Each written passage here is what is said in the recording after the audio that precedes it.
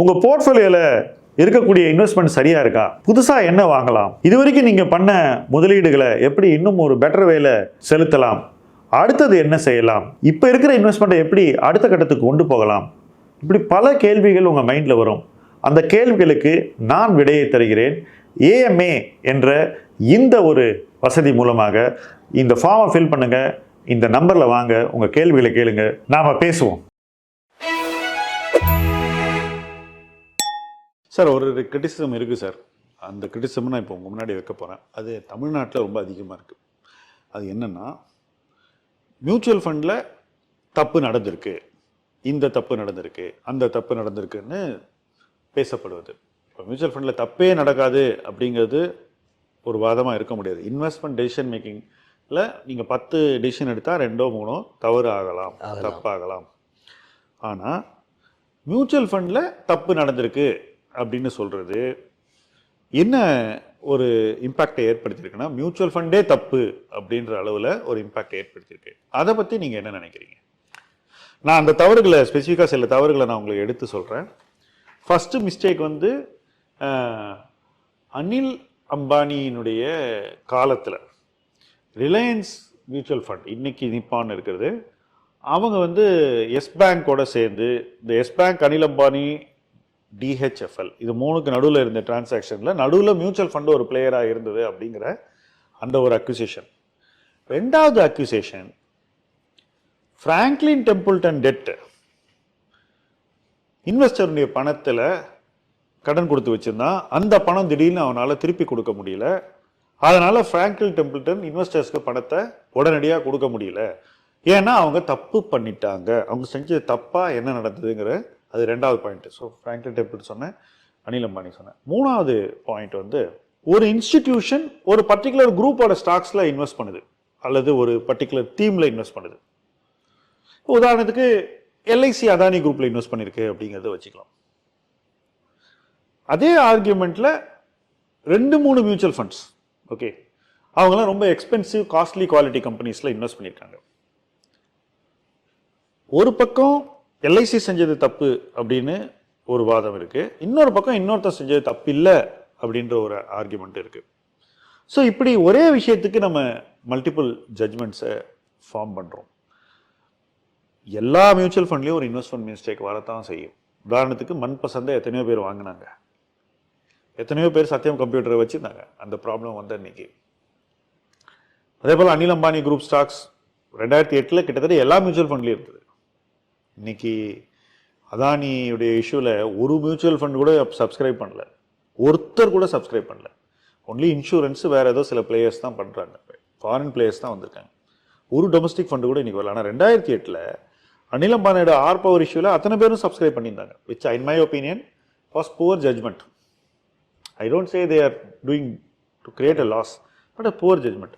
இந்த புவர் ஜட்ஜ்மெண்ட்டை wanted judgement அப்படின்னு ப்ரொஜெக்ட் பண்ணுறதை பற்றி நீங்கள் என்ன நினைக்கிறீங்க? மியூச்சுவல் ஃபண்ட்ஸில் லைக் எனி அதர் பிஸ்னஸ், நல்லவாளும் வருவா, கெட்டவாளும் வருவா, புரியறவாளும் வருவா, புரியாதவாளும் வருவா. Everybody comes in to the business. நீங்கள் 30 வருஷம் க்ரோத் பார்த்தேன்னாக்கா 1992 வந்தது, கரெக்டாக இப்போ 30 years ஆகுது. Mutual fund industry has grown, அதை பற்றி ஒன்றும் தப்பு இல்லை. இதில் தப்பே நடக்கலைன்னு நம்ம சொல்ல முடியாது. இந்த மாதிரி நீங்கள் சொன்ன மாதிரி ADAG குரூப் பண்ணலை, இன்னும் அதை பற்றி நான் ரொம்ப விமர்சனம் பண்ண விரும்பலை. ஏன்னா இது ஸ்டில் செபி ரிப்போர்ட் ஃபுல்லாக வரல. இல்லை அலிகேஷன் என்னன்னாக்க, எஸ் பேங்கோட ஷேர் ADAG வாங்கினா அதுக்கு அவனுக்கு ரீசன் இருந்தது, அது லோனாக எஸ் பேங்க் திரும்ப கொடுத்தான், இன்னொரு ரவுண்ட் ட்ரிப்பிங் ஆச்சுன்னு ஒரு அலிகேஷன். இன்னும் நம்ம அதை பார்க்கணும். கரெக்டாக செபி ரிப்போர்ட் வந்தப்புறம் அதை பற்றி பேசலாம். இது நடக்குமா, இது நடந்ததுன்னே வச்சுக்கிட்டா கூட, நடந்ததுன்னே வச்சுட்டா கூட நீங்கள் நம்பர் ஆஃப் டிரான்சாக்ஷன் பாருங்க. 45 மியூச்சுவல் ஃபண்ட் தினம் ஒரு டிரான்சாக்ஷன் பண்ணுறான். இதுலேருந்து ஒரு ட்ரஸ்டி குரூப்பு, ஒரு பர்சன், ஒரு group has behave badly doesn't mean everybody is bad. இல்லை, நான் கேட்குற கொஸ்டின் அது இல்லை. இப்போ ஒரு விஷயம் வந்து ஒரு தவறு நடந்திருக்கு, தப்பு நடந்திருக்கு அப்படின்னு நம்ம ஐடென்டிஃபை பண்ணுறோம். இப்போ இந்த கேஸில் ஐடென்டிஃபை பண்ணப்பட்டிருக்குன்னே வச்சுப்போம். அப்போ இமீடியட்டாக ட்ரஸ்டி அண்ட் AMC என்ன பண்ணுறாங்க? அந்த இன்வெஸ்ட்மெண்ட்ஸை அவங்க இன்வெஸ்டர் பப்ளிக் தலையில் கட்டுறாங்களா, இல்லை அவங்களோட புக்ஸுக்கு கொண்டு போகிறாங்களா, அதற்கான மெக்கானிசம் இருக்கா, அதை இன்வெஸ்டர்ஸ்க்கு சாதகமாக எப்படி ஃபண்ட்ஸ் யூஸ் பண்ணுறாங்கன்றதை எக்ஸ்பிளைன் பண்ணுங்க.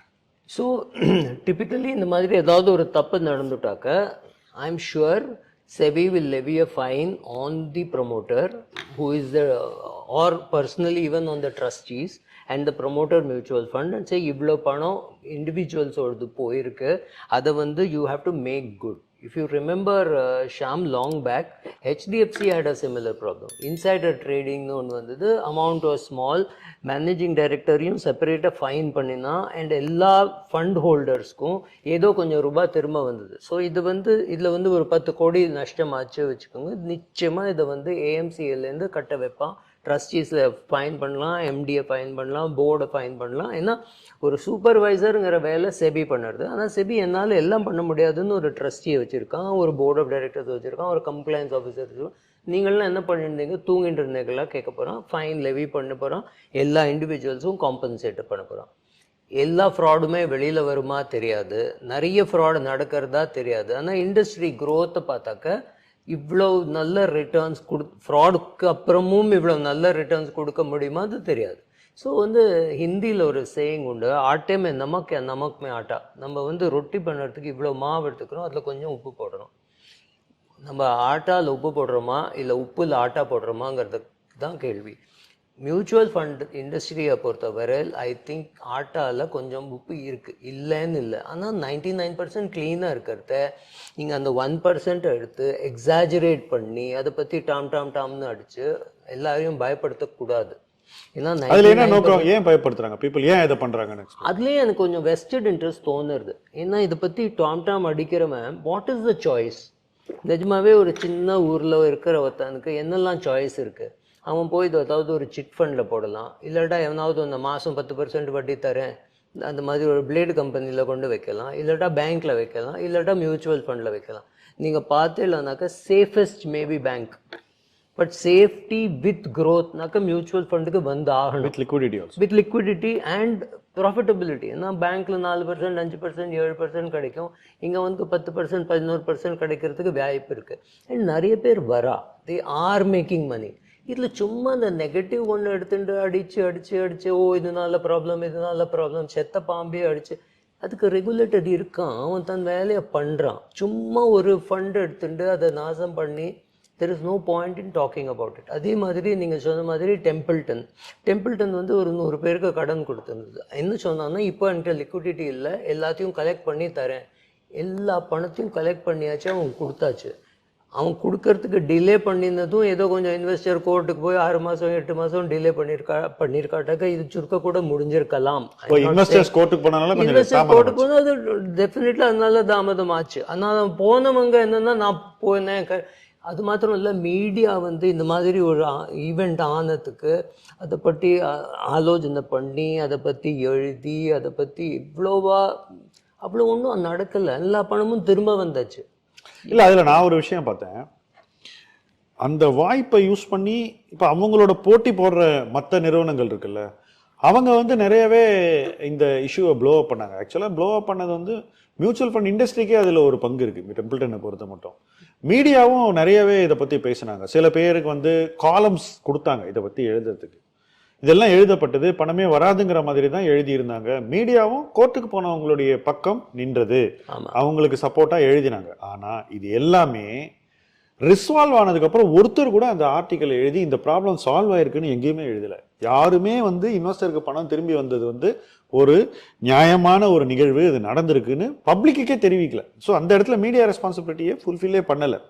ஏன்னா அவங்க அந்த அளவுக்கு முன்னாடி வந்து ஓவர் போர்டு போய் ஒரு பக்கமாக பேசியிருக்காங்க. ரெண்டாவது பக்கம் நடக்கும்போது அதை வந்து அவங்க சொல்லவே இல்லை. இன்னொரு விஷயம் முக்கியமாக நான் இதில் சொல்ல விரும்புறது என்னன்னா, செபி இது தப்பு அப்படின்னு பாயிண்ட் அவுட் பண்ணா இம்மீடியட்டாக ஏஎம்சி ட்ரஸ்டினுடைய ரெஸ்பான்ஸ் என்னன்னா, இது தப்பு இல்லை, ஆனால் இதை நாங்கள் எங்கள் புக்கில் எடுத்துக்கிறோம் அப்படின்னு உடனே அந்த இன்வெஸ்ட்மெண்ட் எது வந்து தவறான இன்வெஸ்ட்மெண்ட் சொல்கிறாங்களோ அந்த இன்வெஸ்ட்மெண்ட் வந்து மியூச்சுவல் ஃபண்டுடைய முதலாளி ஓனர் கம்பெனி வந்து அவங்களுடைய இன்வெஸ்ட்மெண்ட்டில் எடுத்துகிட்டு போயிடுறாங்க. அவங்களோட லாபம் கேபிட்டல் இருக்கு இல்லையா, அதுக்கு எடுத்துகிட்டு போயிடுறாங்க. ஸோ இந்த கான்செப்ட் வந்து சைடு பாக்கெட்டிங் அப்படின்னு நம்ம இண்டஸ்ட்ரியில் சொல்கிறது. இந்த சைடு பாக்கெட்டிங் நடந்தப்புறமும் இந்த விஷயம் நடந்திருக்குன்னு ஒரு ப்ராபகண்டா நடக்குது. அதே இன்வெஸ்ட்மெண்ட் எந்த இன்வெஸ்ட்மெண்ட் பிரச்சனைக்கு உள்ளானதோ சர்ச்சைக்கு உள்ளானதோ இன்வெஸ்டிகேஷன் ஒரு பக்கம் நடந்தா கூட அந்த இன்வெஸ்ட்மெண்ட்டை இவங்க எடுத்துட்டுறாங்க அவங்க புக்கு. எடுத்த அப்புறமும் இது தப்பு நடந்திருக்கு அப்படின்னு. இப்போ நான் ஒரு பொருள் விற்கிறேன், இது டிஃபெக்டிவ்னு சொல்றீங்க, அது உங்க கடையில் இருக்கு, உங்க கடையில நான் திருப்பி எடுத்துட்டுறேன். இனிமேல் உங்களுக்கு அதை நீங்க பணம் கொடுக்க வேண்டியதில்லை, உங்களுக்கு அந்த பொறுப்பு இல்லை, உங்களுக்கு நஷ்டமும் கிடையாது. நான் மேனுஃபேக்சரராக நான் அதை எடுத்துட்டுறேன். அப்போ அந்த தவறு இல்லைன்னு நான் சொன்னா கூட நீங்க ஒரு கஸ்டமர் உங்களோட இன்ட்ரெஸ்ட்டை ப்ரொடெக்ட் பண்றதுக்கு நான் அதை எடுத்துடுறேன். அந்த டேக் பேக் தான் சைட் பாக்கெட்டுங்கிறது. இந்த சைடு பாக்கெட் எத்தனையோ இன்ஸ்டன்சஸ்ல நடந்தும் கூட அதை நம்ம சொசைட்டி கிட்ட எடுத்துட்டு போய் சொல்றது இல்லை. இது ஏன்? சைட் பாக்கெட் ஒன்று இருக்குன்றதே சொசைட்டிக்கு தெரியாது. இல்லை, சைட் பாக்கெட்டிங்ல லாஸ் ஆனாக்கா அது உங்களுக்கு லாஸ் ஆகலாம். இட் இஸ் நாட் என்ன சைட் பாக்கெட்டிங் ஆனால் அந்த என்ஏபி இஸ் மார்க் டவுன் இல்லையா? அதான் நீங்க மூவ் பண்ணிட்டீங்கல்ல, புக்ஸ் மூவ் பண்ணியாச்சு. ஆனால் அதுக்கப்புறம் கூட நீங்க போட்ட பணத்துலேருந்து கொஞ்சம் என்ஏபி குறைஞ்சிருக்குல்ல, அந்த லாஸ் போகலாம். அந்த மாதிரி சில பேர் என்ன சொல்றாங்கன்னா, எங்க மேனேஜர் தப்பு பண்ணிட்டான்னா நான் இதுக்கு I will make do this சொல்றான். அது that is the best to have happen. So இந்த மாதிரி நீங்கள் ஓவரால் ரிட்டர்ன் பார்த்தீங்கன்னா, even if you take the mutual fund of Templeton ஒரு 5 வருஷம் ரிட்டர்ன் பார்த்தீங்கன்னாக்கா, compared to the bank you would have still got more even after all these losses. நீங்கள் அப்படி பார்க்கணுமே தவிர, ஆனாக்கா என்னன்னா ஒரு நெகட்டிவ் நியூஸ்க்கு நிறைய பப்ளிசிட்டி கிடைக்குது. ஸோ ஒரு ஜேர்னலிஸ்டாக நான் நீங்கள் போட்ட பணத்தில் 80% போயிடுத்து சொன்னாக்க அதில் ஜாஸ்தி ஹிட்ஸ் கிடைக்கும். இன்னொரு ஜேர்னலிஸ்ட் 8% போயாச்சு சொன்னால் அவனுக்கு குறைச்சலாக ஹிட்ஸ் கிடைக்கும். மூணாவது ஜேர்னலிஸ்ட் ஒன்றுமே போகாது திரும்ப வரும்னு சொன்னால் அது ஒருத்தருமே படிக்க மாட்டான். அதுக்கு அப்புறமா ஒருத்தர் உட்காந்து அவன் 80 சொன்னான், இவன் 8 சொன்னான், இவன் 0 சொன்னான், இவன் தான் கரெக்டுன்னு ஒரு அவார்டு செரிமனி கிடையாது. அக்யூரசி ஆஃப் ரிப்போர்ட்டிங்க்கு அவார்டு ஒன்றும் கிடையாது. ஸோ அந்த 80% தான் எல்லாருக்கும் ஞாபகம் இருக்கும். இவனுக்கு தான் 5 லட்சம் ஹிட் கிடைச்சது, 10 லட்சம் ஹிட் கிடைச்சது. ஸோ அவள் ஹிட்ஸை சேஸ் பண்ணுறாளே தவிர they don't have your interest at hand. In fact there's a very old saying, every story has many sides, the media chooses the most profitable side. அவனுக்கு எது வேணுமோ அவளுக்கு எது வேணுமோ அதை தான் அவள் சூஸ் பண்ணி அவள் ஹைலைட் பண்ணி அவளுக்கு ஹிட்ஸ் கிடைக்கிறதா பார்க்குறாளே தவிர அவள் ஏன் அதை எழுதுறான்னு புரியலைன்னா மீடியாவை பார்க்கக்கூடாது. அப்போ அது சோஷியல் மீடியாவுக்கு அது ஒரு அட்வான்டேஜ் தானே. அவங்க அதை இன்னும் அதிகப்படுத்தி பண்ணுறதுக்கு அவங்களுக்கு ஒரு சான்ஸ் கிடைக்குது இல்லை. ஸோ ஃபர்ஸ்ட் ஆஃப் ஆல் இந்த சோஷியல் மீடியாங்கிற வார்த்தையே எனக்கு பிடிக்கல. ஏன்னா அந்த சோஷியல் மீடியாங்கிறது இப்போ அட்வர்டைசிங் மீடியாவாக ஆயிடுது. ஸோ எந்த ஒரு ஆள் இருக்கட்டும், அவர் ட்விட்டராக இருக்கட்டும், யூடியூபாக இருக்கட்டும், எல்லாம் ஃபுல்லாக அட்வர்டைஸ்மெண்ட் தான். பணம் வாங்கிட்டு பேசுகிறான். பின்னாடி இருக்கும் ஆடு, முன்னாடி இருக்கும் ஆடு, இல்லாட்டா அவன் தொப்பி போட்டுட்டு இருப்பான், ஏதாவது இருக்குமே தவிர இல்லாட்டா ரொம்ப சட்டிலாக நான் இந்த காஃபி ரொம்ப நன்னா இருக்குது சொல்கிறேனோ, இல்லை ஃபுட்பால் நன்னா இருக்குது சொல்கிறேனோ, somewhere subtle advertising is happening. At least காஃபியோ ஹெல்த் ரிசார்ட்டோ ஏதாவதுன்னா பரவாயில்ல, ஆட போய் ஒரு 500 ரூபாய்க்கு காஃபி குடிப்பான், இல்லாட்டா 20,000 ரூபா ஒரு ரிசார்ட்ல. நான் இந்த மக்குக்கு எந்த காசு வாங்கல, மக்க காசு கொடுத்து வாங்கியிருக்கேன். ஸோ அது அந்த மாதிரி மக்கு இருக்கோ இல்லை வெறும் பின்னாடி ஒரு ஆட் இருக்கோ இல்லை இங்கே ஒரு டேபிளில் சாமான் வச்சுருக்கானோ, அது எல்லா இடத்துலேருந்தும் பணம் வாங்கி ஏதோ பண்ணுறான்னு தவிர. ஸோ ஐ திங்க் சோஷியல் மீடியான்னு நம்ம சொல்லவே கூடாது. ஏன்னா it is become totally advertising media. It is dominated by advertising. நீங்கள் கூகுள் பாருங்கள், ஃபேஸ்புக் பாருங்கள், ஆப்பிள் கூட இப்போ அட்வர்டைஸ்மெண்ட்டில் வந்துட்டான். ஸோ மெயின் ரெவென்யூ இவாளுக்கு அட்வர்டைஸ்மெண்ட். அது புரியணும் ஃபர்ஸ்ட். எனக்கு புரியணும் ஏன் இவன் இப்படி பேசுறாங்கிறது எனக்கு புரியல. மோட்டிவ் பார்க்கணும். ஒரு மியூச்சுவல் ஃபண்ட்காரன் என்ன சொல்லுவான், அவன்கிட்ட நிறைய ஆக்டிவ் ஃபண்ட்ஸ் இருந்தால் active funds will be better than index fund தான் சொல்லுவான். அவன் ஏன் சொல்றாங்கிறது புரியணும். If you are happy with an index fund, you go to an index fund. He will say active funds are good. So you have to understand that. ரெண்டாவது மூணாவது corruption இருக்குன்னு தெரிஞ்சாக்க, or if you think there is, you get out of that fund. 42 fund houses இருக்கு, எல்லாத்தையும் 20 ஸ்கீமாவது இருக்கு, 800 ஸ்கீம்ஸ்ல நீ எதுக்கு உட்காந்து அழணும்? நீ டவுட் இருந்தா வெளியில வா. நீ போர்ட்ஃபோலியோ பாக்குற, உனக்கு பிடிக்கலன்னா வெளியில வா. இல்ல எனக்கு இந்த ரிஸ்க் எடுக்கணும், இந்த ஃபண்ட் ஹவுஸில் போடணும், இவனோட ஸ்ட்ராட்டஜி ரொம்ப டிஃப்ரெண்ட்னா அதில் லாஸும் ஆகும். இப்போ நீங்கள் ஒரு ஹெச்எஸ்பிசி பிரேசில் ஃபண்ட் பார்த்தீங்கன்னா 207 208 ஆரம்பிச்சது, 2008 ஆரம்பிச்சது. இன்னைக்கு அதோட NAV 7 ரூபா. இதில் என்ன பியூட்டினா 2008 10 ரூபாய்க்கு ஆரம்பிச்சுட்டு 2009 6 ரூபாய்க்கு வந்துட்டு இன்னைக்கு 7 ரூபா தான் இருக்கு. கிட்டத்தட்ட 15 வருஷமா அங்கே தான் இருக்கு. நீ அதுல பணம் போடணும்னு அவசியம் அன்னைக்கு அந்த இஷ்யூ வந்தபோது நான் சொன்னேன் இதுல பணமே பண்ண முடியாது, கமாடிட்டி பிரைசஸ் ரொம்ப ஹையா இருக்கு, இந்த லெவல்ல போய் இதை வாங்கக்கூடாதுன்னு. எல்லாரும் நேரா போய் அந்த ஃபண்டை வாங்கினாங்க. இதுல நேரா போய் வாங்குறது அப்படிங்கிறதுல நான் ஒரு சில பாயிண்ட்ஸ் சொல்ல விரும்புறேன். நேரா போய் வாங்குறவங்க எதை வச்சு வாங்குறாங்க அப்படின்னு பார்த்தீங்கன்னா பாஸ் பர்ஃபார்மன்ஸ் வச்சு வாங்குறாங்க. முக்கியமா இப்ப இந்த வருஷத்துல நான் குறிப்பிட்ட ஃபண்டோடைய பேரை நான் சொல்ல விரும்பல, ஸ்கீமுடைய பேரை. போன வருஷத்துக்கு முந்தின வருஷம் எது பெஸ்ட் பெர்ஃபார்மிங் ஃபண்டோ, 2020 பெஸ்ட் பெர்ஃபார்மிங் ஃபண்டை எல்லாரும் டைரக்ட் ஆப்ஷனில் போய் வாங்கினாங்க. அதுக்கு இந்த பிளாட்ஃபார்ம்ஸ் எல்லாம் அதுக்கு ஒரு ஃபெசிலிட்டேட் பண்ணாங்க. எல்லார்கிட்டையும் அந்த ஃபண்ட் இருக்கு. ஓகே, ஸோ எல்லாருமே அந்த ஃபண்டை போய் வாங்கியிருக்காங்க. ஆனால் இந்த வருஷம் வித்தின் 2 years அந்த ஃபண்டு ஒஸ்ட் பெர்ஃபார்மிங் ஃபண்டு, நிஃப்டியை விட 8% கம்மியாக ரிட்டர்ன் கொடுக்கக்கூடிய ஃபண்டுன்னா பார்த்துக்கோங்க. நீங்கள் இன்னும் இறங்கிக்கிட்டே இருக்கு. பாஸ் பர்ஃபார்மன்ஸை மட்டுமே வச்சு தான் இந்த நேரடியாக போனவங்க முக்கால்வாசி பேர் வாங்கினாங்க. இப்போ இந்த ஃபண்டில் எல்லாரும் போய் வாங்குறாங்கன்றதை பார்த்த உடனே டிஸ்ட்ரிபியூட்டர்ஸ் எங்களுக்கு பிஸ்னஸ் போகிறது அப்படின்ற ஒரு லாஜிக்கில் லாஸ்ட் இயர் டு இந்த இயர் எது பெஸ்ட் பர்ஃபார்மிங் ஃபண்டோ அதை நிறைய ப்ரொமோட் பண்ணியிருக்காங்க. ஸோ இப்படி ஒரு காலகட்டத்திலையும் பெஸ்ட் பர்ஃபார்மிங் ஃபண்டை மார்க்கெட் பண்ணுறதுங்கிறது இந்த இண்டஸ்ட்ரியில் இருக்கக்கூடிய ஒரு ப்ராக்டிஸ். அதை மியூச்சுவல் ஃபண்ட் ஹவுஸ் டைரக்ட் ஆப்ஷனில் பண்ணாலும் சரி, எம்எஃப்டி கம்யூனிட்டி வந்து நேரடியாக பண்ணாலும் சரி, 2 கேஸ்லையுமே இன்வெஸ்டருக்கு வந்து ஒரு 2 வருஷம் கழிச்சோ அல்லது அதை விட சீக்கிரமாவோ அல்லது 1 வருஷம் அதுக்கப்புறம் 1 வருஷம் கழிச்சோ அந்த நம்பிக்கை இழப்பு வருது. They lose heart, they lose faith, then they go out. But they've lost 2 to 3 years in between. நான் நிறைய கிளைண்ட்ஸ் இந்த மாதிரி போர்ட்ஃபோலியோவை கொண்டு வந்து காட்டும்போது அவங்களே பண்ணதை காமிக்கும் போது நான் கேட்பேன், இப்போ நான் இதை மாற்ற வேண்டியதாக வரும். ஆனால் ஒரு விஷயம் நீங்கள் புரிஞ்சுக்கோங்க, நீங்கள் இந்த 2 வருஷத்தை இழந்துட்டீங்க. நீங்கள் பணம் இழக்கலை, இல்லை கொஞ்சமாக இழந்தீங்க 8%, அது விட்டுருங்க. டைமை நீங்கள் இழந்துட்டீங்க, அது உங்களுக்கு திரும்ப கிடைக்காது அப்படின்றத சொல்லித்தான் நம்ம வந்து அவங்களுக்கு வேறு ஏதாவது அட்வைஸ் கொடுக்க வேண்டியிருக்கு. மியூச்சுவல் ஃபண்டில் நீங்கள் அந்த யங்கஸ்ட் பாயிண்டில் டேட் ஆஃப் பர்த்லேருந்து இன்வெஸ்ட் பண்ணி காம்பவுண்ட் பண்ணுற ஒரு எக்ஸாம்பிள் சொன்னீங்க ஏர்லியர் ஒரு வீடியோவில். மியூச்சுவல் ஃபண்டில் இன்வெஸ்டர்ஸுடைய லாஸ் எது அதிகம் அப்படின்னு பார்த்தா என்னோட எக்ஸ்பீரியன்ஸில் டைம் தான் பிகர் லாஸ் மணியோட. Because they make bad decision, then stay with the decision for some time, then walk out of the decision and then try to make a good decision with help from others. இதையே முதல்லேருந்தே ஒரு decent அட்வைசரை வச்சுட்டு decent decision எடுத்து அந்த ஜேர்னியில் போனால் வர return at least நமக்கு 5 to 7 yearsலையாவது பணத்தை டபுள் பண்ணுறதுக்கு நமக்கு ஹெல்ப் பண்ணும் அப்படின்ற அந்த திங்கிங் இல்லை. அதனால தான் வந்து மியூச்சுவல் ஃபண்டில் இன்றைக்கி இவ்வளோ ப்ராப்ளம் வருதுன்றது என்னுடைய அப்சர்வேஷன்.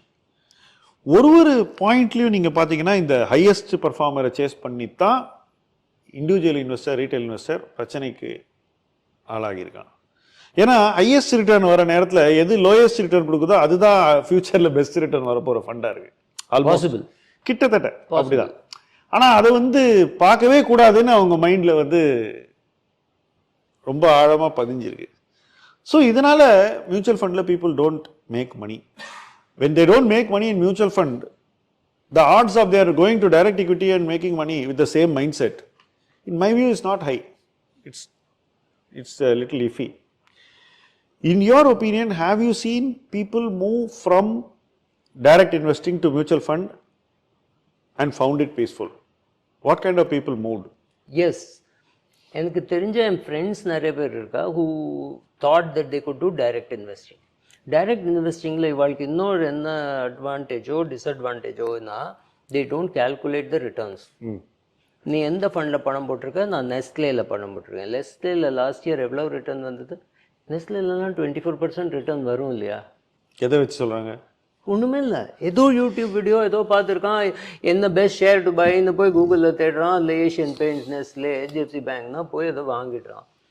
ரிட்டர்ன் கால்குலேட் பண்ணுறதில்ல. அது மாத்திரம் இல்லை, கொஞ்சம் செக்ஸ் அப்பீலும் இருக்குது. நான் அந்த ஃபண்ட் மேனேஜர்கிட்ட பேசினேன், அந்த மாதிரி ஏதாவது கொஞ்சம் அந்த செக்ஸ் அப்பீலும் இருக்குது. அவன் டைரக்ட் equity தான் போடுவான். எங்கேயாவது பார்ப்பான், யாரையாவது பார்ப்பான், ஏதாவது வாங்கியிருப்பான். அவன் 3 மாதம் கழிச்சு அவன் போர்ட்ஃபோலியோவில் மாற்றிருப்பான். எனக்கு அது ஒன்றும் தெரியாது. ஏதோ ஃபண்ட் மேனேஜர் ஏதோ சொன்னான் டெலிவிஷனில், இந்த இண்டஸ்ட்ரி என்னென்ன இருக்குது, அந்த மாதிரி ஏதோ வாங்கியிருப்பான். ஒரு ஆளை டைரக்ட் equityலேருந்து மியூச்சுவல் ஃபண்டுக்கு மாற்றுறது ரொம்பவே சிம்பிள். அவன் எல்லாத்தையும் காஸ்ட்டை போட்டு ரிட்டர்ன் கால்குலேட் பண்ண சொன்னாக்க 3 வருஷம் ரிட்டர்னில் he will realize he has made a mess. அவன் எவ்வளோ தப்பு பண்ணியிருக்கான்னு அப்போ தான். அங்கேயும் டைம் லாஸ் இருக்குங்கிறீங்க? டைம் லாஸும் இருக்குது, அவன் பண்ணின தப்பு அவனுக்கே தெரியும். இதை நீங்கள் வந்து நீ தப்பு பண்ணுற, நீ சம்பாதிக்க மாட்டேன்னு சொன்னால் புரியாது. அவனே போய் பட்டு அதில் கொஞ்சம் லாஸ் பண்ணி கொஞ்சம் ப்ராஃபிட் பண்ணி எல்லாம் பார்த்தாக்க 7% ரிட்டர்ன் 6% ரிட்டர்ன் ஏதாவது வரும். அப்போ வந்து அவன்கிட்ட ஏதாவது ஒரு ஃபண்டுக்கு நீ இண்டெக்ஸில் போட்டிருந்தாலே 8% கிடச்சிருக்குமே, 12% கிடச்சிருக்குமே. அது that is one way to find out. Another thing நான் என்ன பார்த்துருக்கேன்னா, இந்த மாதிரி டைரக்ட் ஈக்விட்டியில் தான் போடுவேன், மியூச்சுவல் ஃபண்டில் போட மாட்டேன்னு சொல்கிற ஆளை மாற்ற முடியாட்டா ஒய்ஃபை மாற்றணும். ஒய்ஃப் கூட உட்காந்து அவன் நாசம் பண்ணுறான் அவன் பணத்தை, இப்போ வேண்டாம் மியூச்சுவல் ஃபண்டில் போடு சொன்னாக்க அவள் உட்காந்து பேசி அதுக்கப்புறம் சேஞ்சஸ் ஆகுது. This is another way of happening. ஆனாக்கா அவன் மெஷர் பண்ண ஆரம்பித்தாக்க தான் அவன் தெரியும். ஏன்னா டயட்டோ ரன்னிங்கோ இன்வெஸ்ட்மெண்ட்டோ மெஷர் பண்ணினா தான் தெரியும். நான் என்ன ஒன்றுமே சாப்பிடலையே, 2 சமோசா தான் சாப்பிட்டேன். 2 சமோசானா அது 1200 கேலரி. உனக்கு புரியுறதா?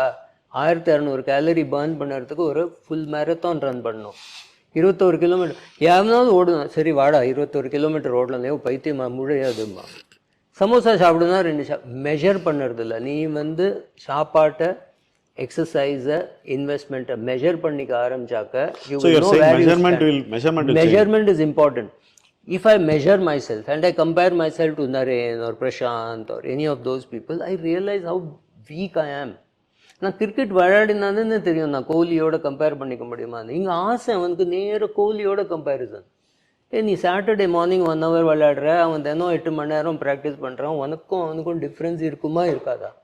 நீ வந்து ஏதோ நான் தினம் ஒரு 1/2 மணி நேரம் டெலிவிஷன் பார்த்து இன்வெஸ்ட்மெண்ட் கற்றுக்கிறேன், but I will be as good as Mukesh Ambani, I will be as good as. இன்னும் நீ விளையாடுறீங்களா? அவள் professionals, they putting in effort, they have a team. What are you comparing? Okay, நமக்கு கம்பேர் பண்ணுறதுக்கு ரீசனே இல்லை. அண்ட் அனதர் மிஸ்டேக் இதில் என்ன ஆகும்னா, அவன் வந்து பேங்க்கில் இருந்தாலும் ஃபுல்லாக பேங்கிங் ஸ்டாக்ஸாக வாங்குவான். I think HDFC Bank is good, but I think Yes Bank has got potential. I think RBL ஃபுல்லாக பேங்க் வாங்குவான். அவன் வேலையும் பேங்க்கு, போர்ட்ஃபோலியோ அது நிறைய நடக்குது. ஐடியில் தப்பு ஆனால் நாசம். ஐடியில் அதுதான். டாக்டராக இருந்தால் ஃபார்மா கம்பெனியாக வாங்குவான். நீ டாக்டர் அதனால ஃபார்மா வாங்கக்கூடாது. நீ ஐடி அதனால நீ ஐடி வாங்கக்கூடாது. நீ பேங்கர் அதனால பேங்க் வாங்க. அவன் ஈசாப்பும் பேங்க்கு, அவன் போர்ட்ஃபோலியோவும் பேங்க்கு. நாளைக்கு பேங்கிங்கில் ப்ராப்ளம் வந்தால் அடி கடைசியில் ஈசாப்பில் பண்ண பணத்தை ஆர்பிஐல விட்டு போயிடுவாங்க, எங்கேயாவது வேற விட்டு போயிடுவான். ஸோ ஒரு ஓவரால் போர்ட்ஃபோலியோவை எப்படி பண்ணணும்? ஹஸ்பண்ட் வந்து ஈக்விட்டி ட்ரேடர், ஒய்ஃப் வந்து ஐஐடியில் ப்ரொஃபஸர்னாக்கா நல்ல காம்பினேஷன். ஏன்னா ஒய்ஃபோட இன்கம் ஸ்டெடியாக இருக்கும், ஹஸ்பண்டோட இன்கம் ரொம்ப ஃப்ளக்சுவேட் ஆகும். ஸோ அதனால ஒய்ஃபோட பணத்தை ஈக்விட்டியில் போடலாம். ஏன்னா அவளுக்கு வந்து ரெகுலராக வரப்போகிறது, எஸ்ஐபியை நிறுத்தவே மாட்டான். இவன் பணத்தை ஜிசெக்கில் தான் போடணும், ஏன்னா இவனோட இன்கம் ஃப்ளக்சுவேட் ஆகும். இதெல்லாம் தெரிஞ்சுட்டு ஒரு ஃபுல் பிக்சர் பார்த்தா தான் அவன் சக்ஸஸ்ஃபுல்லாக இல்லையான்னு தெரியும். இல்லை நான் அந்த ஷேர் வாங்கினேன், அதை டபுள் ஆகிடுது. 10 வருஷத்தில் பேங்க் டெபாசிட்டும் டபுள் ஆகும். எவ்வளோ நாளில் டபுள் ஆச்சு, அதுக்கப்புறம் நீ என்ன பண்ணினா, வித்தையா, கேபிட்டல் கெயின் கட்டினியா, அது எல்லாம் பார்த்தா தான் முடியும். எல்லாம் தெரியணும் உனக்கு. வந்து இன்வெஸ்ட்மெண்ட்டும் தெரியணும், டாக்ஸேஷனும் தெரியணும், கிளப்பிங்கும் தெரியணும். இது எல்லாம் தெரிஞ்சாதான் யூஆர் அ டோட்டல் ப்ரொஃபஷனல். அரைகுறையா 1-2 தெரிஞ்சுட்டு you can never become a total investment professional. But people believe. And எப்படி தடுக்க முடியும்? ஏன்னா அவன் தான் ஜட்ஜு, அவன் தான் ஜூரி. அதாவது தப்பு நடந்தாக்க சொல்ல மாட்டான். ஒய்ஃப் கேட்டாக்க உனக்கு ஒன்றும் தெரியாதுன்னு விடுவான். ஸோ ஹஸ்பண்ட் ஒய்ஃப் சேர்ந்து பண்ணுற இன்வெஸ்ட்மெண்ட்டில் த ஒய்ஃப் ஆஸ்க்ஸ் கொஸ்டின். நீ இவ்வளோ கஷ்டப்பட்டு 7% கொண்டு வரையே, பிபிஎஃப்லேயே போடலாம். ஓகேப்பா. அப்புறம் தான் இவன் கொஞ்சம் விவேகம் வரும். சரின்னு உட்காந்து கால்குலேட் பண்ணுவான், அப்புறம் மியூச்சுவல் ஃபண்டுக்கு வருவான். So it's a long process. சும்மா ஓவர் நைட்டாக நீ வானா வரமாட்டான், கேட்க மாட்டான். நான் ரியல் எஸ்டேட்டில் போட்டேன், நல்ல ரிட்டர்ன் கிடச்சி, ஏதோ கதை விடுவான். கணக்கு இல்லாமல் எக்ஸல் இல்லாமல் போர்ட்ஃபோலியோ போட்டு அன்றைக்கி எல்லாத்தையும் விட்டுட்டு சரணாகதின்னு அது வரைக்கும் வரமாட்டான். Point which I feel we must leave the investors with is you have to measure, you must know how you are doing. உங்கள்கிட்ட நிறைய இன்வெஸ்ட்மெண்ட்ஸ் இருந்ததுன்னா அந்த இன்வெஸ்ட்மெண்ட்ஸ்லாம் எப்படி பண்ணுதுங்கிறத நீங்கள் மெஷர் பண்ணி தெரிஞ்சுக்கணும். ரெண்டாவது, உங்களுக்கு டைம் லாஸ் ஆகக்கூடாது. நீங்கள் ஒரு இன்வெஸ்ட்மெண்ட்டை வாங்கிட்டு அது எதுவுமே செய்யலைன்னா உங்களுக்கு அந்த ரிட்டர்ன் மாத்திரம் லாஸ் இல்லை, நீங்கள் அதில் இன்வெஸ்ட் பண்ணியிருக்கிற அந்த காலமும் வேஸ்ட் ஆகுது. ஸோ அந்த time loss is opportunity loss. So அந்த டைம் லாஸ் வராத மாதிரி அசெட் அலோகேஷனும் தெரியணும். எனக்கு ரியல் எஸ்டேட் பிடிக்கும்னு எல்லாத்தையும் ரியல் எஸ்டேட்ல போடக்கூடாது. எனக்கு ரியல் எஸ்டேட் பிடிக்கவே பிடிக்காது, வாடகை வீட்டில் தான் இருப்பேன், அதுவும் ஒரு எக்ஸ்ட்ரீம் வியூஸ் இருக்காதுங்க. புத்தா சொன்ன மாதிரி நடுவில் இருங்க. ஒரு நல்ல போர்ட்ஃபோலியோ கிரியேட் பண்ணி அதை வாட்ச் பண்ணி ஹஸ்பண்ட் ஒய்ஃப் சேர்ந்து பண்ணி ஒரு 10 வயசு 12 வயசு குழந்தைகளுக்கு அதை எக்ஸ்பிளைன் பண்ணி இது வந்து உங்களோட அடுத்த 30-40 இயர்ஸ் ரிட்டையர்ட் லைஃப், 60 வயசில் ரிட்டையர் ஆகி 90 வயசில் செத்து போனீங்கன்னா அடுத்த 30 வருஷத்துக்கு it should give you nice comfortable life without stress. One point that comes out clearly நீங்கள் எம்ஃபசைஸ் பண்ண பர்சனல் ஃபைனான்ஸுங்கிறதே it is family investing. Correct. First நீங்கள் உங்கள் ஃபேமிலியில் குழந்தைங்களுக்கு முதல்லேருந்து இன்வெஸ்ட் பண்ணுறீங்க, அப்புறம் அவங்க இன்வெஸ்ட்மெண்ட்ஸை அவங்களே தனியாக பண்ணுறாங்க, உங்கள் இன்வெஸ்ட்மெண்ட்ஸும் தொடருது அவங்க லைஃப்பில். அதுக்கப்புறம் நீங்கள் உங்களுக்குன்னு ஒரு ஃபைனான்ஷியல் ஃபியூச்சரை தேடும்போது உங்கள் ஸ்பவுஸ் உங்கள் மனைவியும் நீங்கள் இன்வால்வ் பண்ணுறீங்க. அதுக்கப்புறம் நீங்கள் எல்லா பாயிண்ட்லேயும் உங்கள் டெசிஷன் மேக்கிங்கில் 2 பேரும் இணைந்து உங்கள் குடும்பத்துக்கு எது நல்லது ஃபைனான்ஷியலாக, மியூச்சுவல் ஃபண்டா, ஷேரா, பிபிஎஃபா, பேங்க் டெபாசிட்டா, இதில் எது எவ்வளவு இருக்கணும் அப்படின்ற அந்த ஒரு முடிவையும் சேர்ந்து எடுக்கிறீர்கள். அப்படி எடுக்கும்போது உங்கள் 2 பேருக்கும் என்ன நடக்குது ஃபேமிலியில், ஃபேமிலியினுடைய ஃபைனான்ஷியல் ஃபியூச்சர் எவ்வளோ செக்யூராக இருக்குது, அதை எப்படி நீங்கள் மேம்படுத்த முடியுன்ற ஒரு புரிதல் வரும்.